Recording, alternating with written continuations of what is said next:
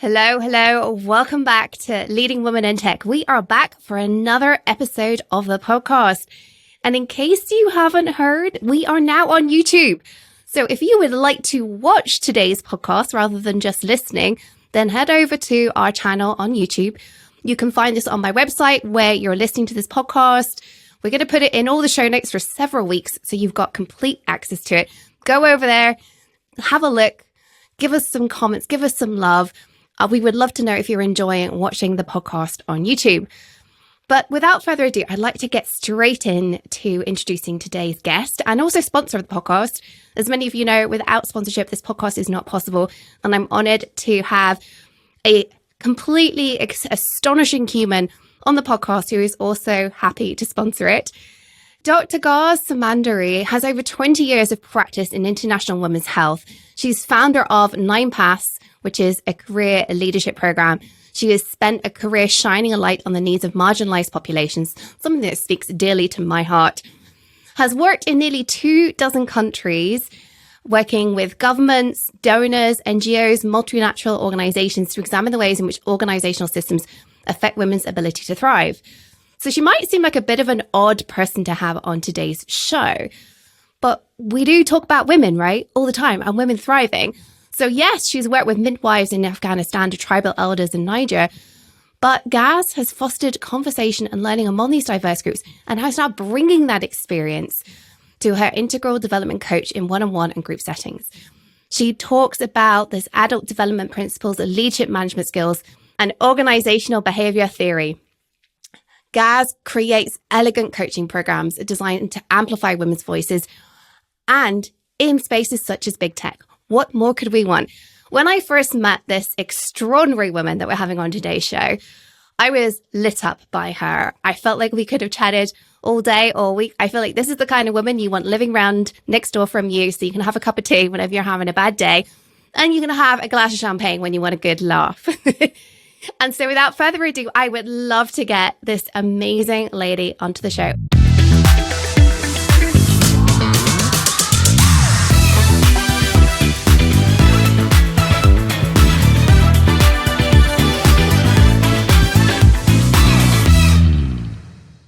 Welcome, Ghaz.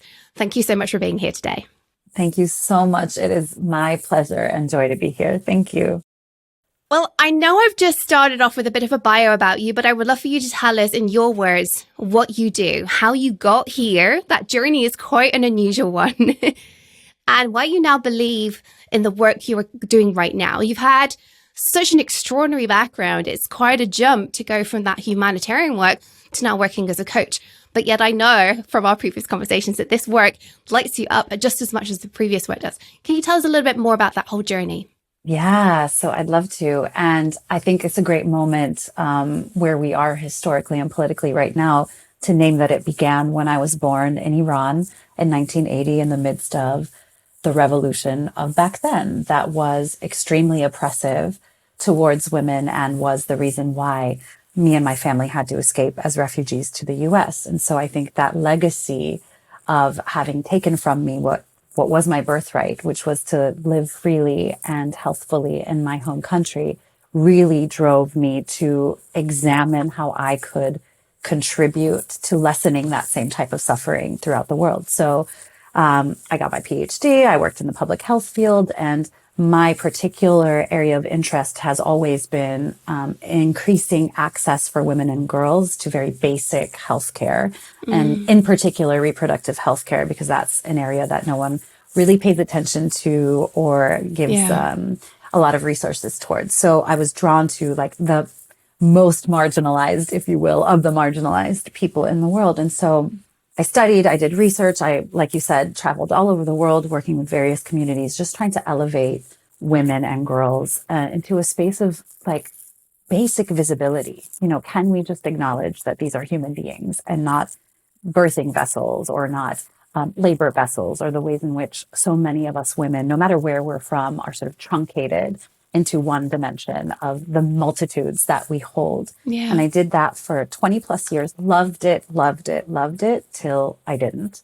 And it took a health crisis of my own to recognize that I had far surpassed the the point of burnout, trying to just give and give and give in this field. And at that point, I had to take a break because of my illness and reconsider what it meant to be living a life of service that was sustainable for me and the causes that I cared about. And it was at that time that a dear friend of mine said, just like you said, I love that you said a cup of tea and a glass of champagne. I am that bitch. Like, I'm the one you're going to call when you have an issue. Like, I'm the one that you want, as your ride or die in a knife fight in the street. That's me. And I've always been that person for my friends. It's the thing that really brings me joy and meaning. And she said, Ghaz, you know that you just do this naturally. Have you ever thought of converting this into your career, like coaching or holding women in this way? And it had just never occurred to me. So I began investigating. And like you said, thought, wow, this is a wonderful opportunity for me to move and evolve as a human myself and bring all the skills and knowledge and expertise I have to the levers of power higher up. So now I love working with women in tech and other spaces who themselves have a lot to offer, but might be cut off in various ways because of the systems in which they operate, to release them, liberate them from any limitations that they face, and watch kind of that goodness radiate out from them into deeper and deeper impact across the world. So how's that for a summary? It's beautiful. It's beautiful. And it is quite a journey. I mean, I can only imagine the burnout that you experienced actually working in the humanitarian world. I mean, it's something I think many of us think about doing at some point, and then we look at the realities of that work, and it's hard. It's hard work and unforgiving. So I could only imagine like the burnout that got you to where you are today. But I know the world is very grateful to have you where you are today, and that experience that you brought along. But I love the fact that it's all about helping women thrive, because it really speaks to my mission. I talk about helping women become better leaders. But ultimately, listeners on the show know this, my real goal here is to change technology. I fundamentally believe the technology sector, the world needs to benefit from a technology sector that has better representation of women. At the moment, too many men are making decisions, and just listening to you talk about the work you did prior to this, technology is part of the solution that we need for such crisis hit areas. And yet women aren't involved in making decisions. One of the things that really showed me how powerful it is to get women involved is when I read some research many, many years ago when I first became interested in the underrepresentation of women in the workplace. I read some research that showed that when humanitarian efforts started working with women rather than men, they were more successful. Because women were the ones feeding the children. They were the ones getting the water, which was contaminated. If you didn't educate the women on where to get non-contaminated water, nothing changed. And that took women pointing out that working with men, even though culturally that was what expected in many of these places, wasn't fixing the solution. You just extrapolate that to the world of tech and, well, how much are we missing as a species because women aren't represented? Okay, I kind of went on my soapbox there. But I would love to know your thoughts on that, and if you believe we can also make a change in that way. Yeah. So I love you sort of grounding the conversation in your own sense of deeper purpose. And that feels so aligned with the moment that I'm in is, yes, I have certain interests. Yes, I have certain skills, but what does it look like to bring all of me to the moment? What does it look like to hold all of my complexity and point it towards a greater good? And it is true. You can look up the scientific evidence. You can read, I've published papers about the ways in which when we give women the reins, better things happen, not just for them, but for everybody. It's like, I always say that women are a rising tide that lifts all boats. Oh, wow. Yeah. And it's true. And extrapolating that to the tech sector, the technology sector is literally building both our real and virtual worlds. There is no escaping technology anymore, particularly at the pace at which it's accelerated the last 10 years.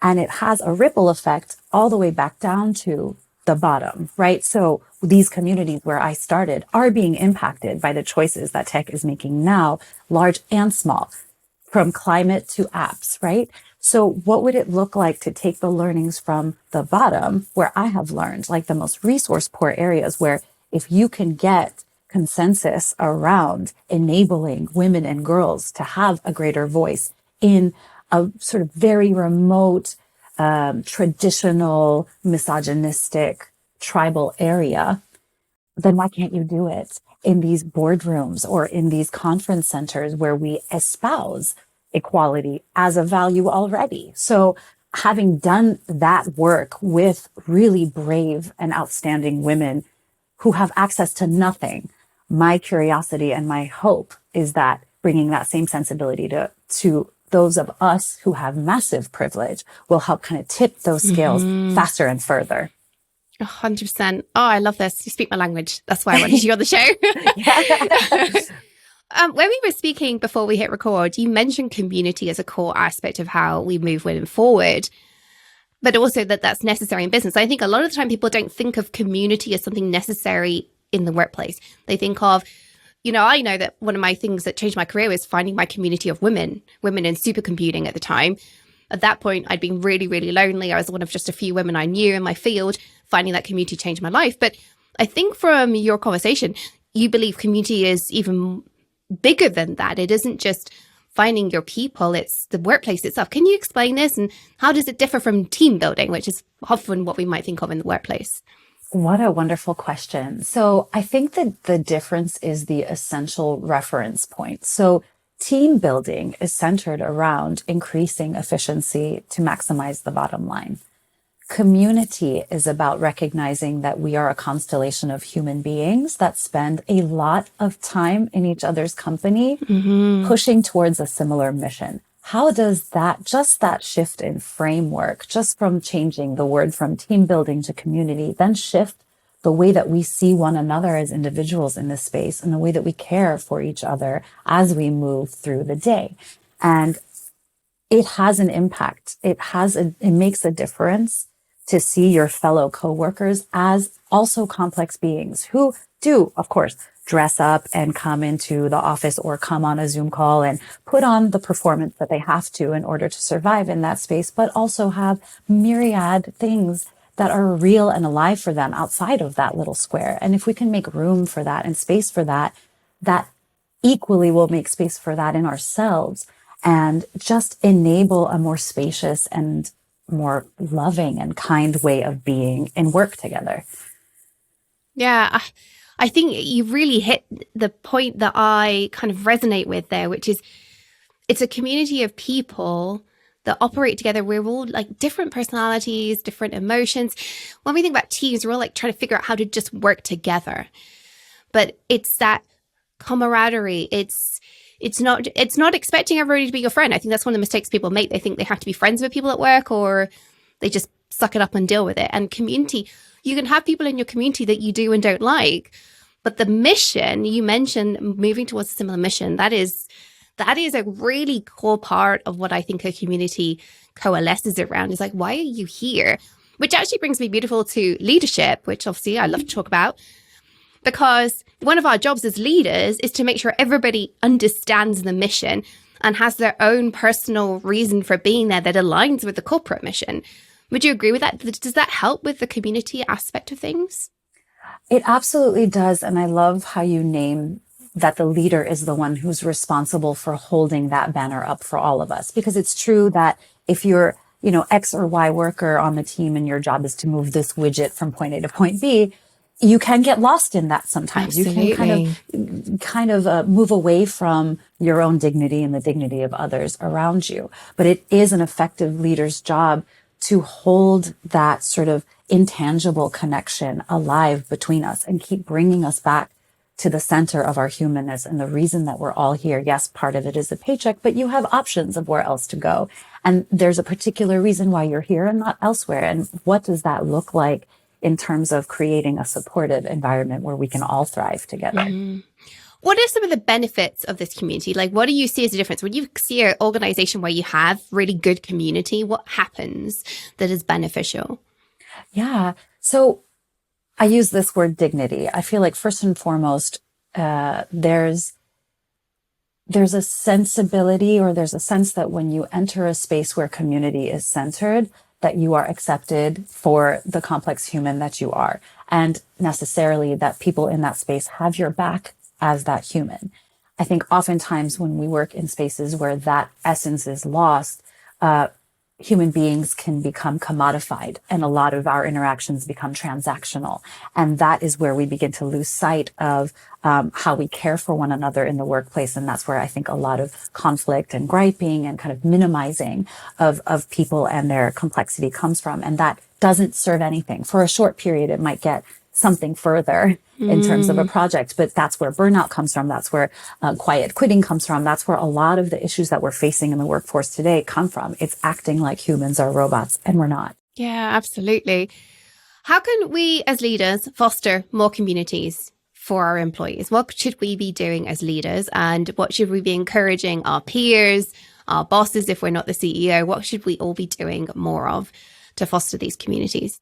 Yeah, so that's a wonderful question. I think first and foremost, I'll start from the inner and move to the outer. So first and foremost, an effective leader is someone whose power rests on practices. You have individual practices that you lean on to be well every day, and that is a built-in part of your work. I must show up as someone who can breathe, who can take a pause, who can think, who can listen, who can act with consideration. This is my job as much as it is my job to move the needle on whatever product or service I'm providing. It is my job to show up as much as I can as a whole and grounded human.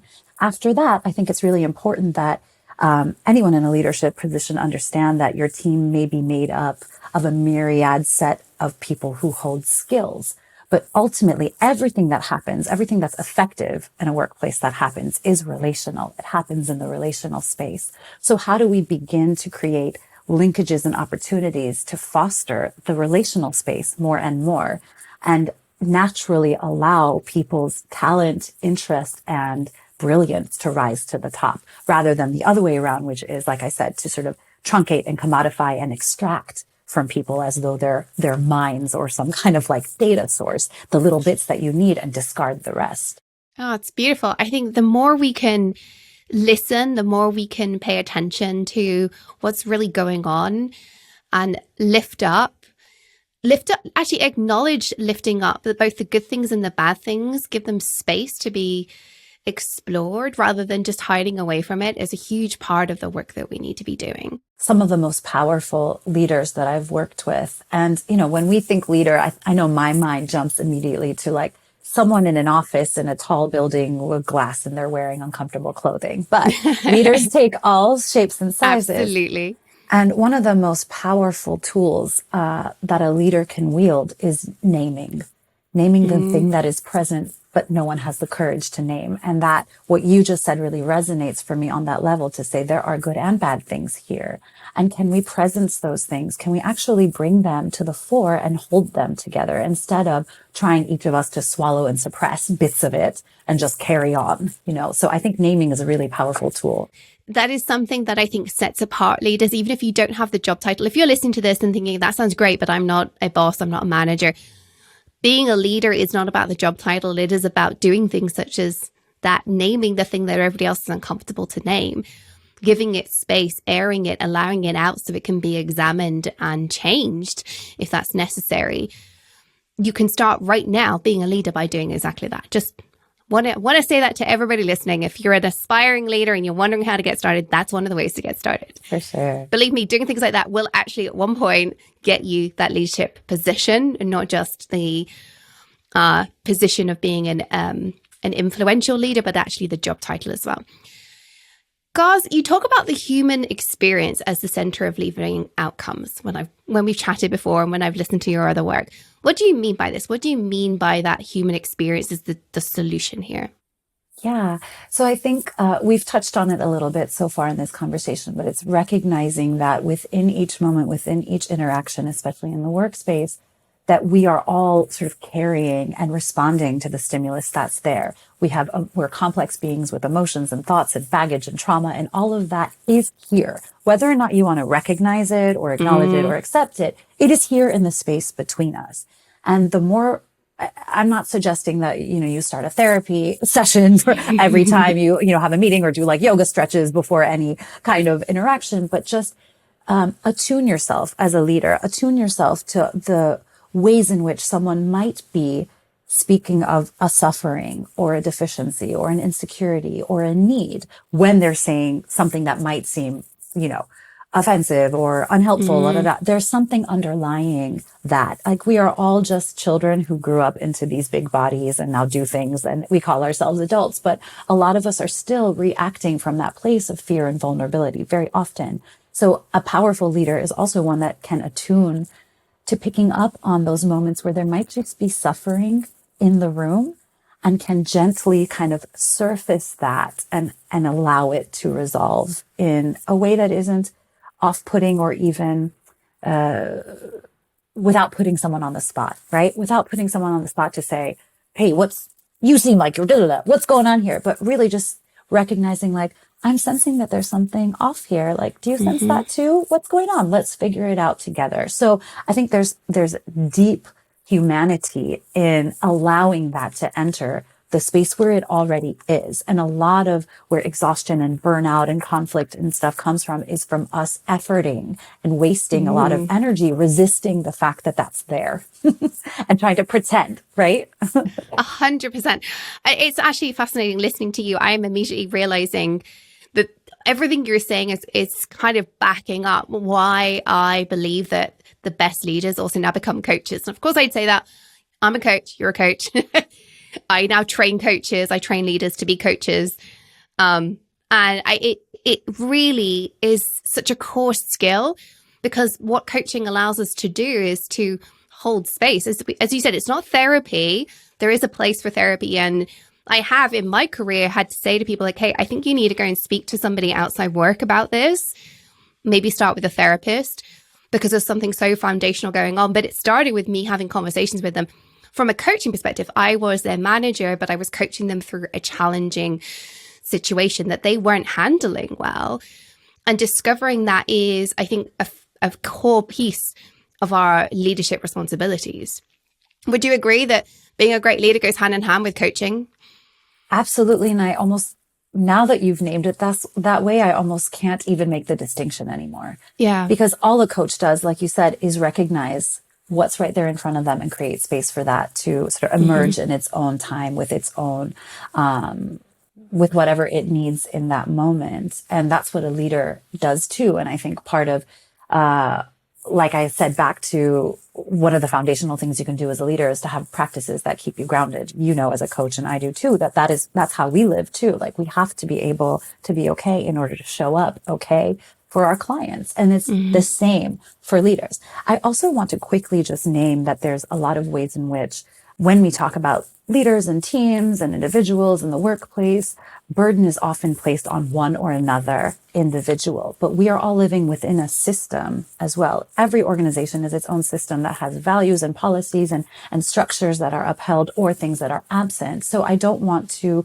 also burden any one leader to say it's up to you entirely, but also let's look at the system, the context in which we are, and how resources, how policies are being allocated to support this type of leadership. It matters. It really does matter. I want to actually just spend a moment digging into a particular leadership skill that I don't think is talked about enough, but I think resonates really well with your whole mission of lifting people up, thriving, helping people thrive. Which is how to better amplify underheard voices at work. So this is something that we can listeners can listen to from the perspective of what can I be doing for myself, but also what can we be doing as leaders to amplify underheard voices, of which there are often many in the workplace. And often those people are going to end up as underperformers until they find a workplace that really allows them to thrive. And I would love it if listeners could make more of that in their current workplace with people. So, Ghaz, what would be a great way to help people amplify those underheard voices? Yeah. So, I use this analogy often, and I think it's suitable here. Like, you can be a leader. I think, let's just boil it down to one of two ways. You can either be the tip of the spearhead, right? So like, you're here and you're pushing through something, or you can be the bowl that holds. You can be the container. And when we think of this way, just even looking at my hands, how much room there is there. And all you do is invite people in to sit and let them simmer with whatever is necessary. I think a lot of the DEI world that has, especially that portion of it that has exploded since George Floyd's death, uses the same kind of like tactical and procedural way of amplifying voices. And often that puts the burden on marginalized people to do the extra work, to step up and Yeah. But in the workplace, effectively, what amplifying marginalized voices boils down to is invitation into a safe conversation, and then let them say what they have to say. And that sounds simple, but it's the hardest thing to do because it causes us to confront our own limitations and our own biases in doing that. But that for me feels like, in its most pure form, the way that you can open space for someone to, with dignity and safety, say what they need to say. The safety piece there, I think, is really, really key. I know for you, it goes hand in hand with dignity. And I think many people have probably not heard dignity in this context before today's episode. And what really resonates with me there is you added the word safety, because I truly believe that a large part of the work we've got to do is help people feel more safe at work. People talk about psychological safety, but I don't think most people actually understand what that means. We're told we have to worry about it and do something about it, but how do you actually foster that at work such that when you say, hey, I'm open to hearing what you have to say here, they genuinely feel like they can without concern? Any top tips on that one? Yeah, absolutely. So in addition to the work that I do directly with leaders within organizations, I also run a women's transformation collective called Coven. And I think we have a really great system for how to sort of, as much as we possibly can, equalize and neutralize spaces for safety. And one of the first things we do when anyone enters any of our community spaces is we acquaint them with the way that we treat each other here. So we have specific language and requests that we make of each other, that while we're together in this space, these are the things we do and don't do. This is how we speak to one another and how we don't. And then you think about a workplace, HR has reams and reams and reams of policies, right? Like SOPs and all of these things that tell you how to perform this way or that way. But it's extremely rare to know of any kind of policy or set of values that says how we are meant to treat each other as human beings. So I think actually naming and visibilizing those values within a team, be it large or small organization or what, to say, this is how we agree to be with each other. And that, first of all, sets the tone, especially for people who are often marginalized and at risk of being unsafe, to say, hey, we are making this an explicit thing.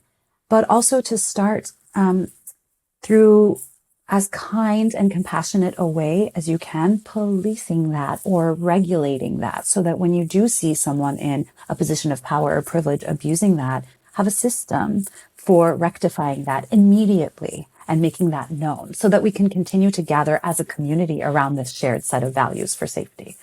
Oh, that's beautiful. That is really, really beautiful.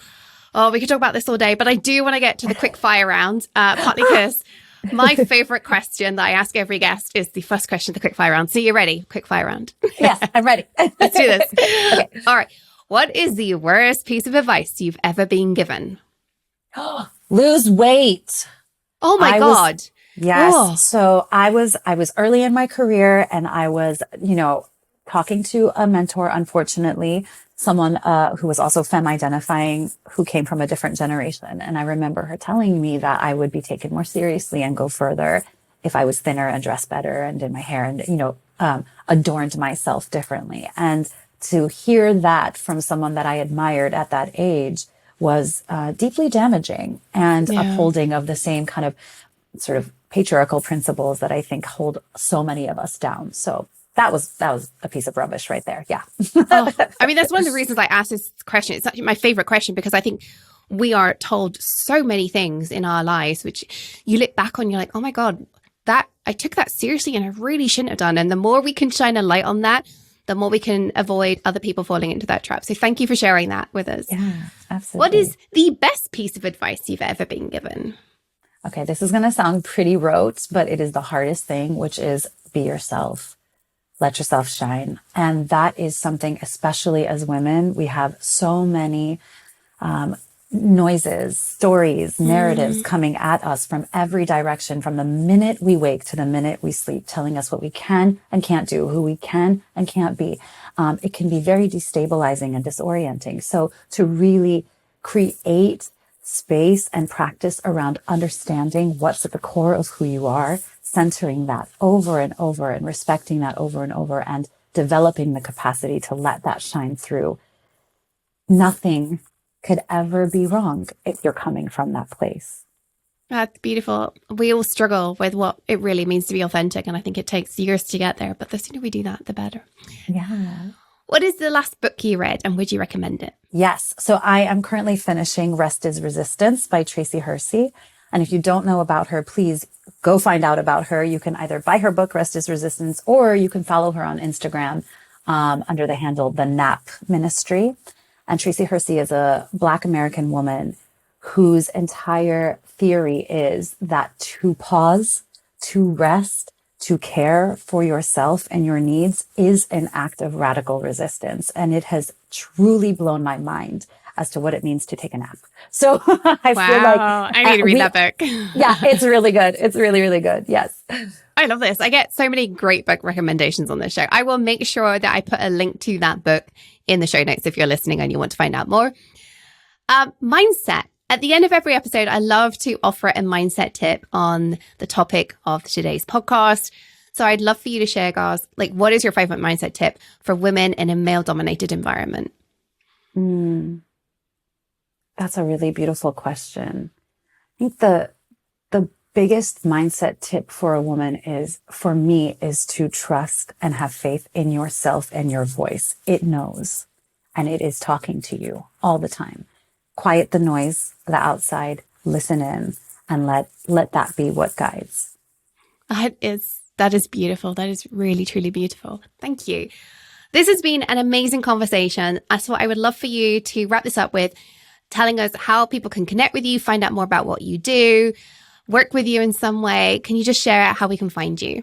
Yeah, absolutely. So I currently live sort of in two different places out in the ether. The first place is Nine Paths Development that you mentioned, and that's my corporate facing leadership and team facilitation work that I do. But my passion project and more of where I'm putting my energy is in Coven Collective, COVN Collective, and it's a transformative community for women of all kinds to step in and be held and see what it means to really be witnessed for everything that you are and be enabled to let all that you have come through. So please come on by anytime. Love to meet you. Thank you so much. And all of those links are in the show notes if you want to go check them out. I really highly recommend having just a coffee chat with this lady. She will light you up. She will give you that fizz and sparkle to set yourself up for success. Ghaz, any final thoughts you would like to leave the listeners with today? I just want to thank you, Tony, for everything that you do and the inspiration and the model that you are in this world. Someone who saw a problem where she was and said, we can do this differently, and had the courage to step out of the box and find other channels for making yourself and your voice heard. So I just want to encourage all of your listeners to think about ways that they can bring that light in themselves to the world more and more. And if you need help doing it, I am here. So give me a call. Beautiful. Thank you. Thank you so much. Thank you so much for your kind words. Thank you for being on the show. Thank you for your words of wisdom and sponsoring today's episode, which means we're able to share these leadership words of wisdom on the Leading Women in Tech podcast.